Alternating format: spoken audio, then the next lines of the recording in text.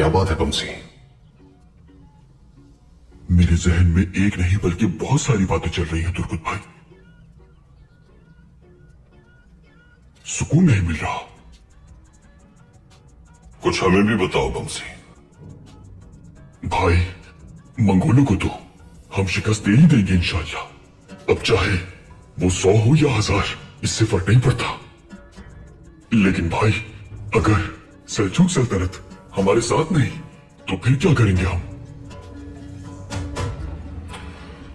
तुर्क प्यासे रह सकते हैं, भूखे रह सकते हैं, लेकिन रियासत के बगैर नहीं रह सकते।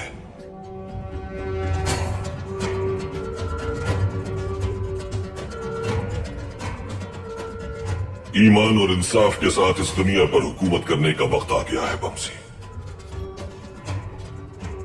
सूत में हम अपनी रियासत के कयाम का ऐलान करेंगे।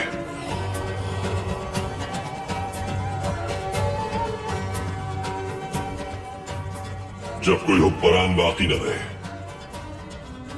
तो गीदड़ उस पर टूट पड़ते हैं। मंगोलों को अनातोलिया तक आसानी से रसाई दी है इन गीदड़ों ने। भाई उन मंगोलों के खिलाफ जिहाद करने के लिए रियासत के कयाम के अलावा दूसरा कोई रास्ता नहीं बचा। सिर्फ सऊद ही नहीं, पूरा अनातोलिया हमारा वतन होगा बमसी।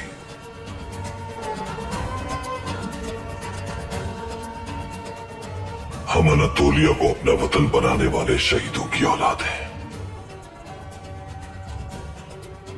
सबसे पहले अपने शुहदा का सोचेंगे, फिर अपने बच्चों के बारे में और फिर अपने मुस्तकबिल का।